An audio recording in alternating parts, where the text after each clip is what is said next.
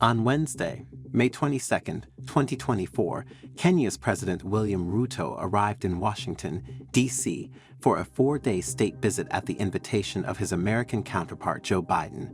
U.S. officials say Ruto's diplomatic visit to Washington focuses on strengthening warm bilateral relations between the two nations. Although the visit is quite historic, many Kenyans are not impressed for many reasons. In fact, the people of Kenya are largely ripping into their president for hiring an expensive private jet that costs $18,000 per hour for his U.S. trip, with many questioning why he is wasting the taxpayers' money on luxury travel instead of using the official presidential jet. Before we dive into our topic today, if you haven't already, please consider subscribing to our channels and ringing the bell to be notified about all our exciting future videos. Many Kenyans are already fed up with President Ruto's frequent trips out of the country, so much so that he had to come out and defend himself in October 2023 by emphasizing that his trips abroad are in Kenya's best interest. Therefore, his current trip to the USA is being perceived as the latest in his globetrotting spree. Then there's the issue of his delegation. As per local media sources, more than 30 people, including a popular comedian, are accompanying the president. However, the cost of his trip is what has drawn the most ire, with various Kenyan media outlets estimating that the total cost of hiring the expensive private jet on which he and his delegation flew is roughly $1.5 million. The Eastleigh Voice, a local portal, provided some specifics about the plane Ruto used, noting that it was a 737-700 Boeing Business Jet, which is considerably larger than his presidential plane, the Harambee One. This luxury aircraft was provided by the Royal Jet, a company under the Abu Dhabi government.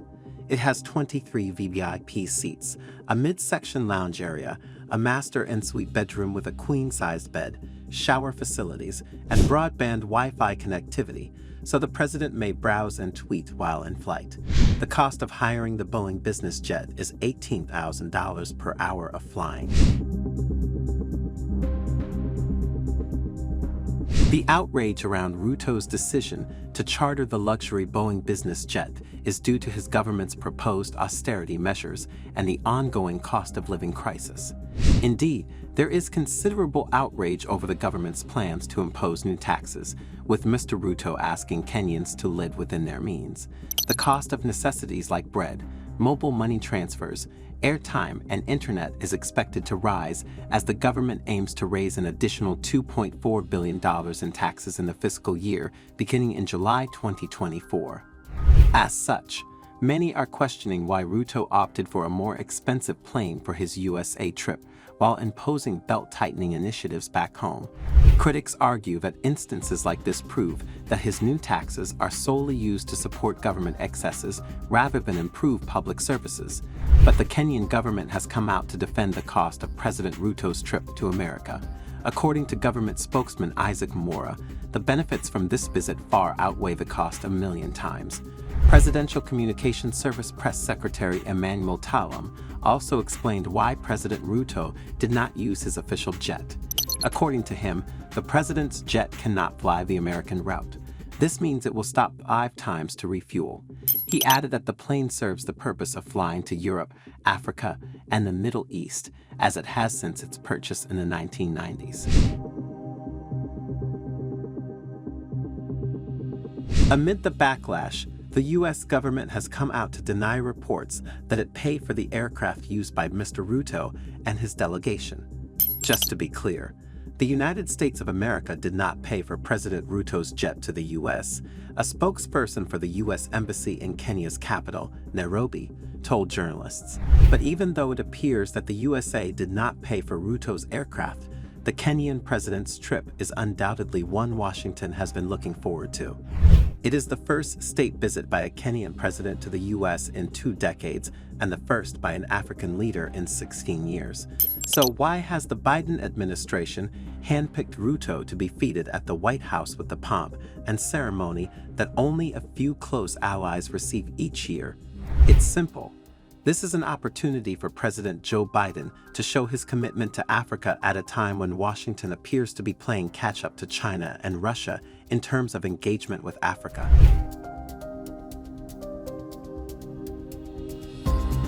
President William Ruto appears to be the poster child of America's new approach of equal partnership towards Africa, a strategy it hopes will make it a more attractive partner for the continent over Russia and China.